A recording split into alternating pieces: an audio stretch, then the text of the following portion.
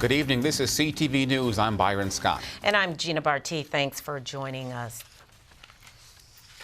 Traffic officials are urging everyone to be careful as it starts to get dark sooner. Nearly 80% of pedestrian fatalities occur after dark. And with these statistics, Street Smart launched a new campaign to prevent crashes. Keisha Butts has our story.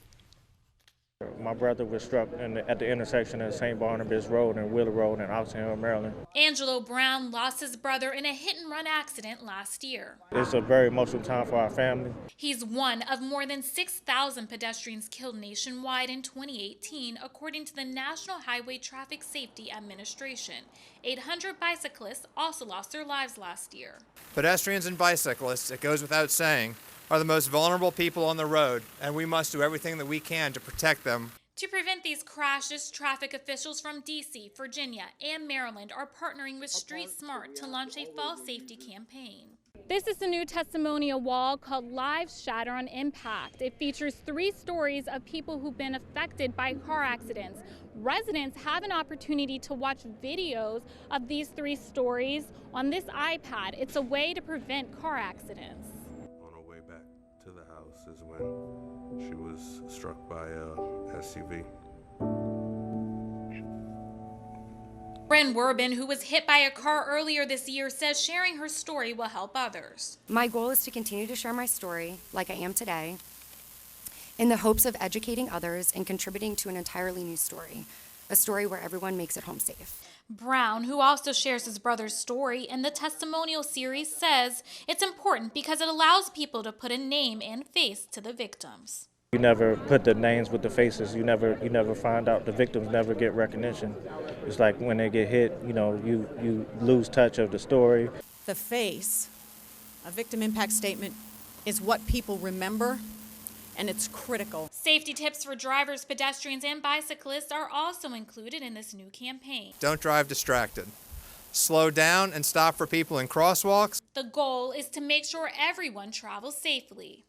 Our roads need to be safe for everyone using them.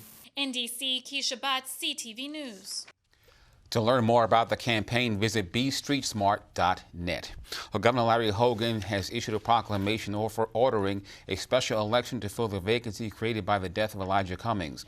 The special primary election to fill the 7th congressional seat is set for February 4th of next year, with 76 days after the filing deadline.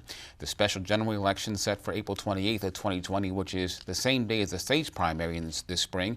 Whoever fills Cummings' seat for the remainder of his term will likely be on the ballot in November of 2020. A Baltimore courthouse could be named after the late U.S. Representative Elijah Cummings. A bill proposing to rename the Courthouse East building is scheduled to be introduced at a Baltimore Council meeting today. According to a draft of the legislation, the building will stand as a monument to the congressman's service.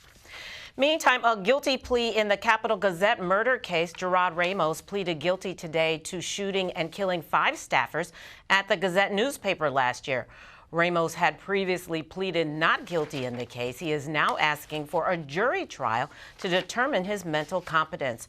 Authorities say Ramos had a grudge against the Capital Gazette, prompting him to burst into the newspaper's office with a shotgun. And the scandal is rocking Capitol Hill. California Representative Katie Hill, who's been under fire for engaging in intimate relations with staffers, announced last night that she's resigning from Congress. In a fiery video released today, Hill says she's the victim of revenge porn. I will also take up a new fight. I will fight to ensure that no one else has to live through what I just experienced. Some people call this electronic assault, digital exploitation. Others call it revenge porn. As the victim of it, I call it one of the worst things that we can do to our sisters and our daughters. Hill was the target of a House Ethics Committee probe.